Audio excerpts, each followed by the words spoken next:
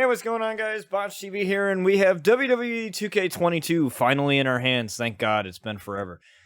Many of you are probably looking for the best sliders for realism and the best matches possible. See, with my universe mode, I do player versus AI, so you're probably looking for the best gameplay experience possible, and, well, I have some really damn good sliders for you guys. So I will leave a link to a couple of videos that I watched that kind of helped me figure out the best sliders.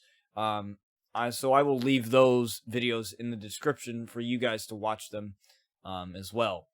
But I have found that these sliders have been really, really good for me and that have offered the perfect balance of gameplay where matches can end either quick or not end so quick and have really good matches. So it creates the perfect balance. So you're going to go over to options and you're going to go over to gameplay first. And the difficulty I have this on is legendary. So last year, or when 2K19 came out, and I did my sliders video on 2K19, I had it on hard. And that was because I felt that the AI reversed everything on legendary. Like, it was so unrealistic. I felt like, they just reversed absolutely everything, and, a match never really ended. Some matches lasted way too long. But thankfully, with the improvements this year, we can actually have it on legendary difficulty. So you're going to want that to be on legendary. You're going to want the weight detection to be simulation. And then you're going to want to go over to balancing. Now, these are all the sliders. So, before in 2K19, they had balancing 1, balancing 2, which was AI and then player. But this year, they have everything under one umbrella. They have everything under one menu. So, obviously, these first 6 here, you're going to want to pay attention to. All of these are 75. I found these to be a perfect balance for me as the player. Entrance run-ins and run-ins, I have them down to 0 just so that random stuff that I don't want to happen doesn't happen. Where, like, you know how sometimes a random run-in would trigger an exhibition? I don't want that, so that's why that's down to 0. Referee downtime is 100. I want the referee to sell moves. So that hasn't changed from 2K19. The basic reversal windows, this is for players. So this, as you increase it, it gets easier to reverse. All of these are at 50, by the way, for default.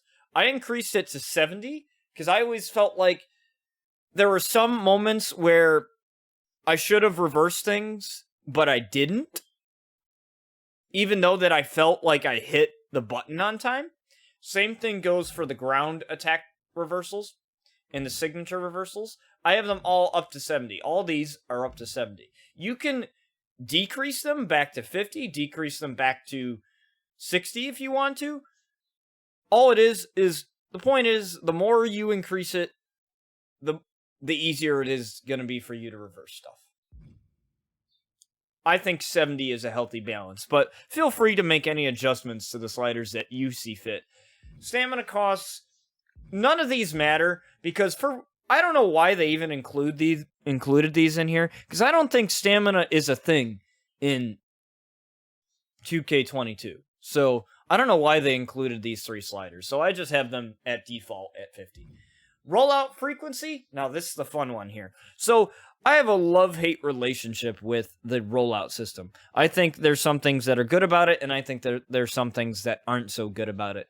And the one thing that I always hated was that when, in 2K19, when you would do the rollout,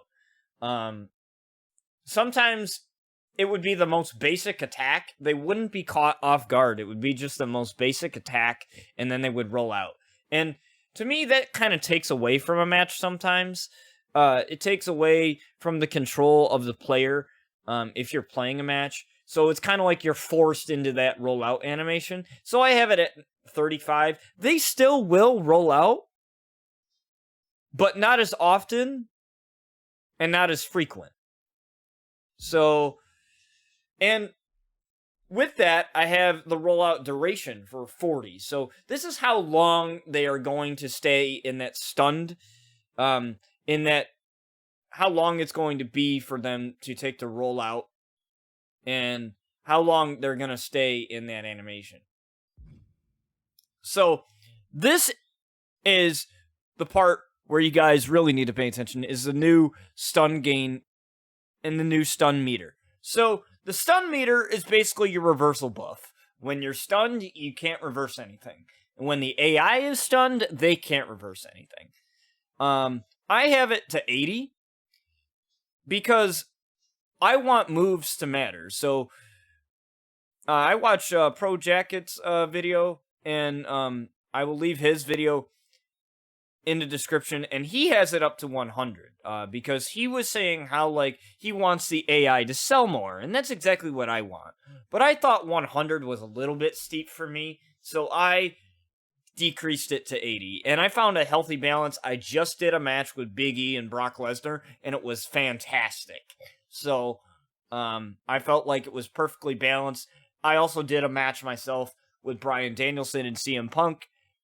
As the player versus AI, I was Bryan Danielson, and I was fighting against Punk.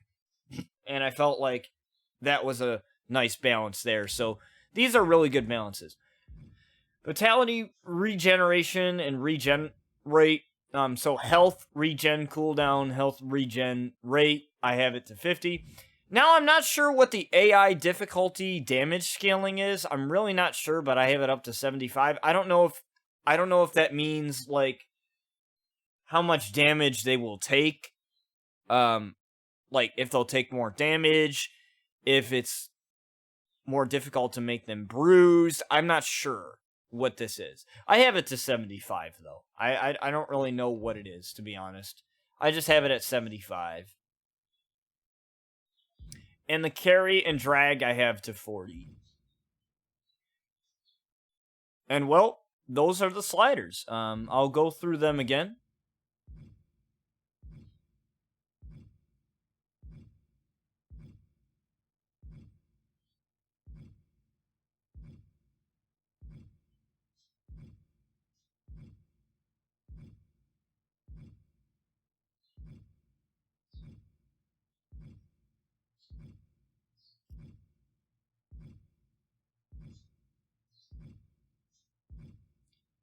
And these sliders also work pretty well with CPU versus CPU. Like I mentioned, I just did AI versus AI with Brock Lesnar and Big E. And that this was great too as well. So hopefully these sliders helped you out. If you make adjustments, let me know what adjustments you make. If there's anything that you think would be better that you would want to let me know, then please feel free to comment below. These sliders aren't perfect for everybody. I will say that these are just mine that I've done.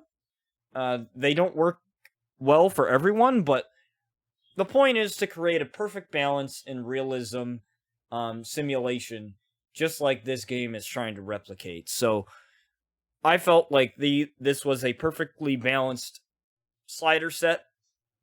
Let me know if you guys have any changes, anything that might make them better, and I will catch you guys on another video.